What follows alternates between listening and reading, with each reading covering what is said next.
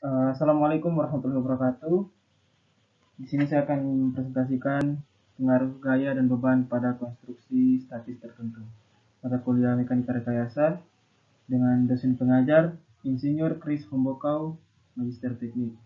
Sebelum itu, nomor absen saya 20, nama lengkap Taufik Mukarompi dengan nomor induk mahasiswa 22013045, kelas 1B dari program studi Teknik Konstruksi Jalan dan Jembatan. Sebelum itu kita akan masuk ke pengertian gaya. Gaya adalah suatu sebab yang mengubah suatu benda dari keadaan diam menjadi bergerak, atau dari bergerak menjadi diam. Dalam mekanika teknik, gaya dapat diartikan sebagai muatan yang bekerja pada struktur. Contohnya pada kawat tempat benda bergantung, maka segera dapat dipahami pengaruh gaya-gaya dalam sistem itu. Itu pengaruh gaya berat pada benda yang mengakibatkan benda jatuh jika kawat putus, dan pengaruh suatu gaya yang menyebabkan kawat tegang selama benda bergantung pada kawat tersebut. Gaya yang digambarkan tersebut di atas disebut gaya tersembunyi. Itu gaya yang tersembunyi dalam konstruksi.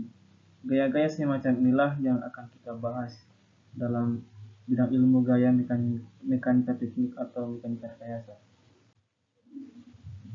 Gaya itu adalah berat sendiri dari benda tersebut akibat pengaruh gravitasi.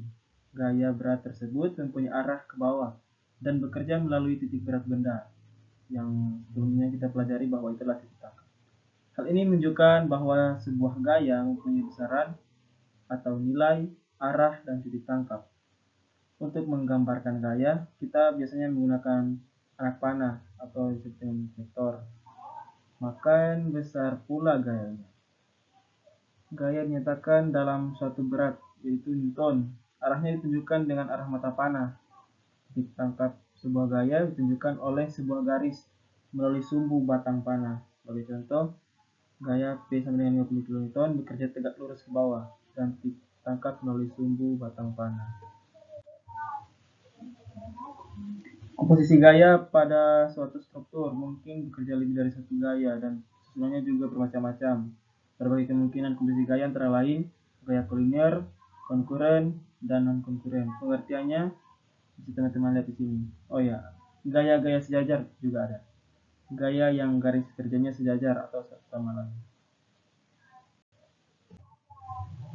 Kemudian ada gaya positif, yakni proyeksi gaya pada suatu sumbu akan positif bila arahnya ke kanan atau ke atas. Kemudian gaya negatif, proyeksi gaya pada suatu sumbu akan negatif bila gaya tersebut ke kiri atau bergerak ke bawah. Dua gaya dikatakan setimbang jika besarannya sama, arahnya berlawanan dan segaris kerja.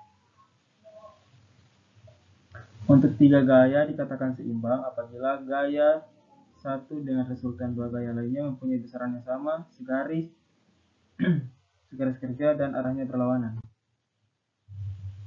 Nah, ini adalah contoh beban atau muatan terbagi merata pada konstruksi balok, plat lantai, rangka atap, dan lain-lain. Ini adalah muatan atau beban yang terbagi secara segitiga. Dari sistem pembenaan pada suatu konstruksi dapat dibedakan menjadi beban atau muatan langsung. Adalah beban atau muatan yang diteruskan secara langsung ke tanah atau elemen struktur yang lain. Beban atau muatan tak langsung adalah beban yang diteruskan secara tidak langsung ke tanah melalui elemen struktur lain. Bisa teman-teman lihat pada gambar. Tumpuan roll atau roda atau bisa juga perletakan geser mampu menahan gaya yang arahnya tegak lurus bidang di mana tumpuan diletakkan. Tumpuan sendi mampu menahan gaya yang arahnya tegak lurus dan sejajar bidang. Tumpuan jepit mampu menahan gaya yang arahnya tegak lurus dan sejajar dengan bidang. Dan juga mampu menahan gaya yang menyebabkan tumpuan berputar.